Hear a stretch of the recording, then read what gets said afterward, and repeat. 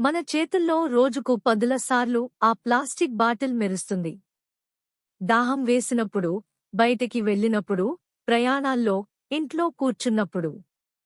ఆ చల్లని, స్పష్టమైన నీరు మన దాహాన్ని తీరుస్తుందని నమ్ముతాం. పరిశుభ్రమైన, సురక్షితమైన నీరుగా దానిని భావిస్తాం.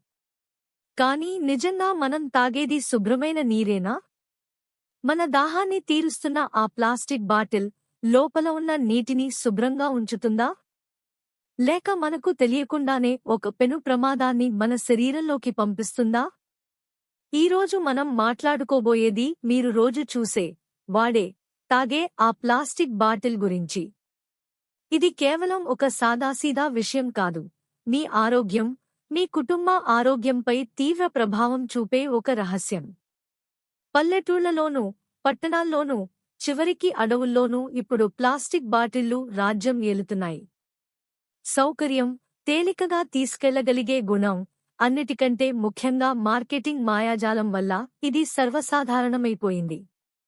శుద్ధమైన నీరు అనే ముద్రతో వచ్చే ఈ బాటిళ్లు మన ఆరోగ్యానికి ఓ పెను సవాల్ విసురుతున్నాయని చాలామందికి తెలియదు. మీరు తాగే ప్రతి ప్లాస్టిక్ బాటిల్ నీటిలో మీకు కంటికి కనిపించని, ఊహించలేని చిన్న చిన్న ప్లాస్టిక్ కణాలు ఉన్నాయని మీకు తెలుసా? అవును, వాటినే మైక్రోప్లాస్టిక్స్ అంటాం. మనం ఈ ప్లాస్టిక్ బాటిల్ని తెరిచి, మూసి, చేతులతో పట్టుకుని, గోడకు ఆనించి, కారులో పడేసి ఇలా ఎన్నిసార్లు దానికి ఘర్షణ కలిగించాలో లెక్కే లేదు. అలాగే వేడికి, వెలుతురుకు ఒక్కోసారి మనం మళ్లీ మళ్లీ అదే బాటిల్ని వాడుతుంటాం. ఈ ప్రతిచర్య ఆ ప్లాస్టిక్ ఉపరితలం నుండి అతి సూక్ష్మమైన ప్లాస్టిక్ రేణువులను నీటిలోకి విడుదల చేస్తుంది. ఇవి ఎంత చిన్నవి అంటే, ఒక వెంట్రుక కంటే వేల రెట్లు చిన్నవి. మనం వాటిని చూడలేం, రుచి చూడలేం, వాసన పసిగట్టలేం. కాని అవి మన కళ్ల ముందే, మన శరీరంలోకి ప్రవేశిస్తూ ఉంటాయి. ఊహించండి, మీరు తాగుతున్న ప్రతి గుక్కలో మీ శరీరంలోకి అదృశ్యమైన ప్లాస్టిక్ ధూళి ప్రవేశిస్తుందని. ఇది కేవలం బాటిల్ వాడకం వల్లే కాదు, బాటిల్ తయారీ దశ నుంచే ఈ ప్లాస్టిక్ రేణువులు అందులో ఉండవచ్చని అనేక అధ్యయనాలు వెల్లడిస్తున్నాయి. ఈ మైక్రోప్లాస్టిక్స్ మన శరీరంలోకి ఒకసారి ప్రవేశిస్తే అవి ఎక్కడికీ పోవు, మన అవయవాలలో నిక్షిప్తమైపోతాయి. ఇవి కాలక్రమేణా ఎన్నో ఆరోగ్య సమస్యలకు దారితీయవచ్చు. మైక్రోప్లాస్టిక్స్ ఒక పక్క ఉంటే, ప్లాస్టిక్ బాటిల్స్లోని మరో పెద్ద ప్రమాదం రసాయనాలు. ప్లాస్టిక్ను తయారు చేయడానికి రకరకాల రసాయనాలను ఉపయోగిస్తారు. వాటిలో బాగా పేరు పొందింది బిస్ఫెనాల్ ఏ, సంక్షిప్తంగా బీపీఏ. ఈ బీపీఏ ప్లాస్టిక్కు దృఢత్వాన్ని, మెరుపును ఇస్తుంది. చాలా కంపెనీలు ఇప్పుడు బీపీఏ ఫ్రీ బాటిల్స్ అని అమ్ముతున్నాయి. ఇది సురక్షితం అని చెప్పి మనల్ని నమ్మిస్తున్నాయి. కాని బీపీఏ స్థానంలో ఉపయోగించే ఇతర రసాయనాలు, అవి కూడా మన శరీరానికి హానికరమేనని అనేక పరిశోధనలు వెల్లడిస్తున్నాయి. ఉదాహరణకు, ఫ్లాదలేట్స్ అనే రసాయనాలు ప్లాస్టిక్కు మెత్తదనాన్ని, వంపు తిరిగే గుణాన్ని ఇస్తాయి. ఈ రసాయనాలు, ముఖ్యంగా బీపీఏ, ఫ్లాదలేట్స్, మన శరీరంలోకి చేరితే వాటిని ఎండోక్రైన్ డిస్రప్టర్స్ అంటారు. అంటే ఇవి మన శరీరంలోని హార్మోన్ల వ్యవస్థను దెబ్బతీస్తాయి. మన శరీరంలోని ప్రతిక్రియకు హార్మోన్లు చాలా ముఖ్యం. ఎదుగుదల నుండి పునరుత్పత్తి వరకు, జీర్ణక్రియ నుండి మానసిక స్థితి వరకు ప్రతిదీ హార్మోన్ల నియంత్రణలోనే ఉంటుంది. ఈ రసాయనాలు మన సహజ హార్మోన్లను అనుకరించి లేదా వాటి పనితీరును అడ్డుకుని గందరగోళం సృష్టిస్తాయి. ఇది మన శరీరంలో ఒక రసాయన యుద్ధాన్ని ప్రారంభించినట్లే. ఇలా హార్మోన్ల అసమతుల్యత వల్ల ఎన్నో అనారోగ్య సమస్యలు తలెత్తుతాయి.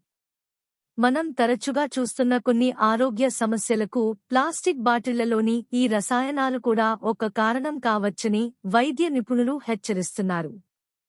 పునరుత్పత్తి సమస్యలు, మగవారిలో శుక్రకణాల సంఖ్య తగ్గడం, ఆడవారిలో అండాశయ సమస్యలు, అకాల ఋతుస్రావం, గర్భధారణలో సమస్యలు ఎదురవడం వంటివి చోటు చేసుకోవచ్చు. కొన్ని సందర్భాల్లో ఇది వంధ్యత్వానికి కూడా దారితీయవచ్చని నిపుణులు చెబుతున్నారు. పిల్లల ఎదుగుదల, గర్భిణులు ప్లాస్టిక్ బాటిళ్లలోని నీటిని ఎక్కువగా తాగితే పుట్టబోయే పిల్లల మెదడు ఎదుగుదలపై తీవ్ర ప్రభావం చూపవచ్చని కొన్ని అధ్యయనాలు సూచిస్తున్నాయి. చిన్నపిల్లల ప్రవర్తనలో మార్పులు, అభ్యసన లోపాలు, అలర్జీలు కూడా దీనికి కారణం కావచ్చు. తల్లిపాలు త్రాగని చిన్నారులకు ప్లాస్టిక్ బాటిళ్లలో పాలు పడితే ఆ చిన్నారుల ఆరోగ్యానికి ఈ రసాయనాలు ముప్పు తెచ్చే అవకాశం ఉంది. జీవక్రియ సమస్యలు, స్థూలకాయం, మధుమేహం వంటి జీవక్రియ సంబంధిత వ్యాధుల ప్రమాదాన్ని పెంచుతాయి. ఈ రసాయనాలు శరీరంలో కొవ్వు నిల్వలను పెంచడంలో కూడా పాత్ర పోషిస్తాయి.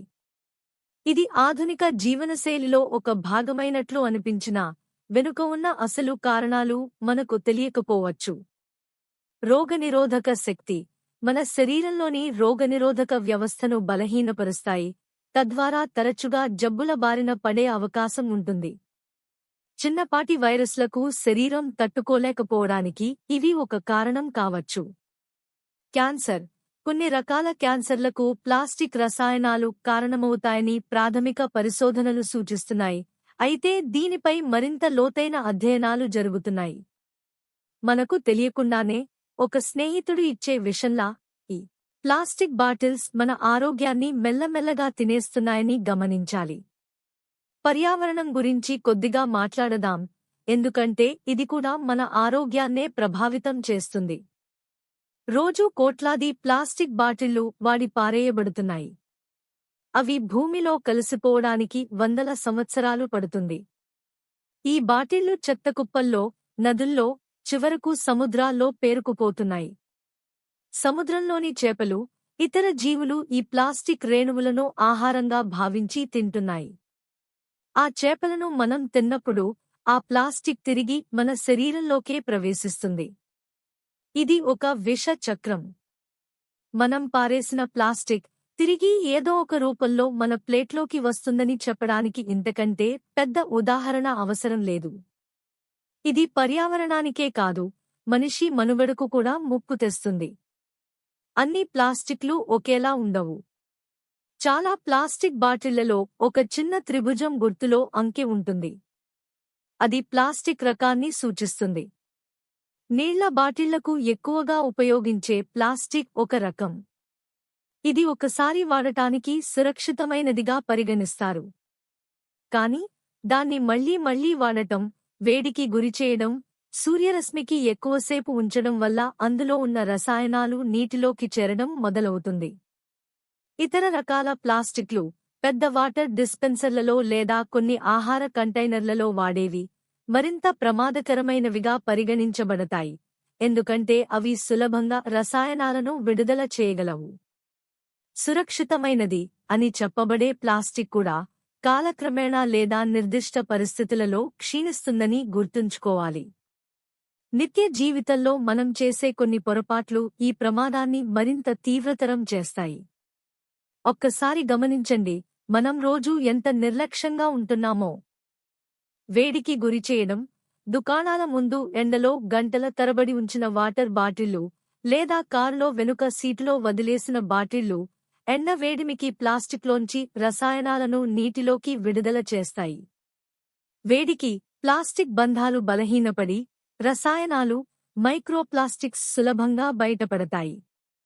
కారులోని ఉష్ణోగ్రత వేసవిలో ఎంత ఎక్కువగా ఉంటుందో మనం ఊహించలేం. పదే పదే వాడటం, ఒకసారి వాడి పారేయాల్సిన ప్లాస్టిక్ బాటిళ్లను మళ్లీ మళ్లీ నింపుకుని వాడటం వల్ల ప్లాస్టిక్ ఉపరితలంపై గీతలు పడి అక్కడ బ్యాక్టీరియా చేరే అవకాశం ఉంటుంది.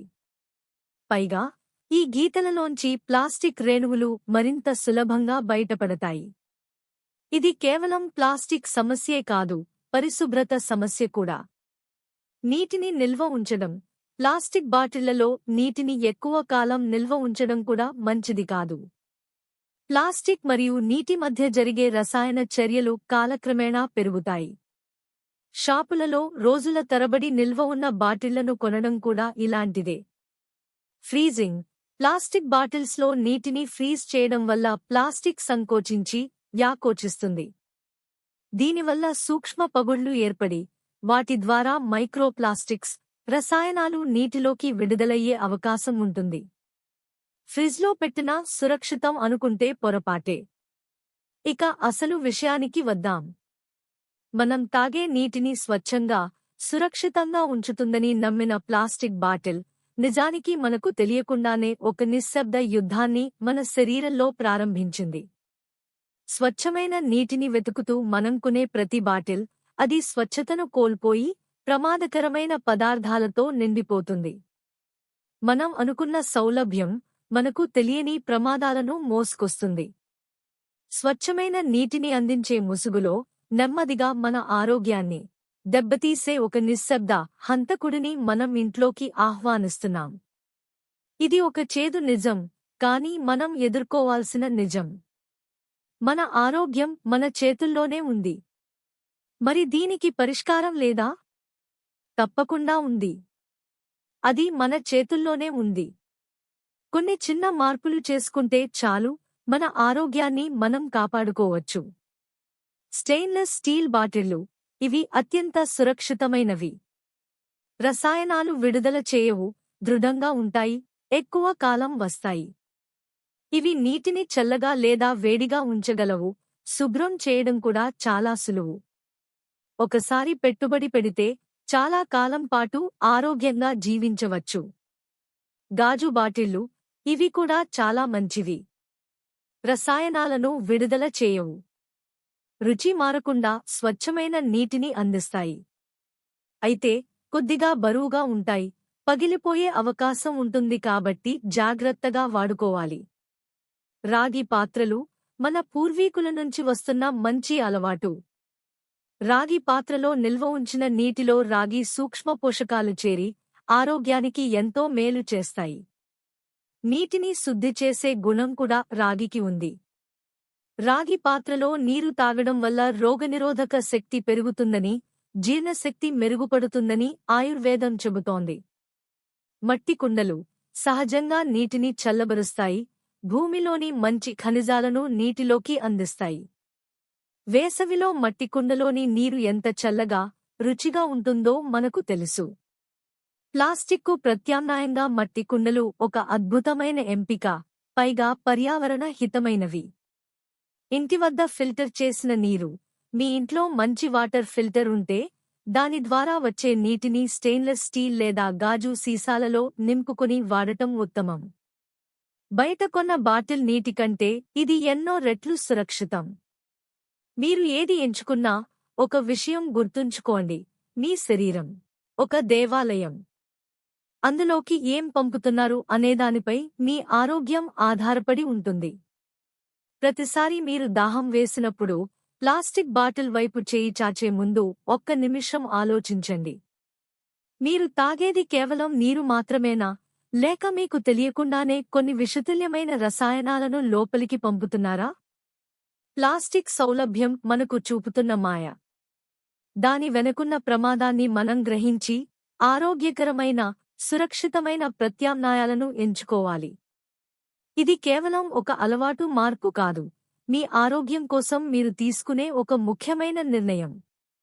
రేపటి ఆరోగ్యకరమైన జీవితం కోసం ఈరోజు నుంచే మంచి అలవాట్లను అలవర్చుకుందాం. ఇంకా ఇలాంటి ఆహార నిజాలు తెలుసుకోవడానికి మా ఛానల్ను సబ్స్క్రైబ్ చేయండి.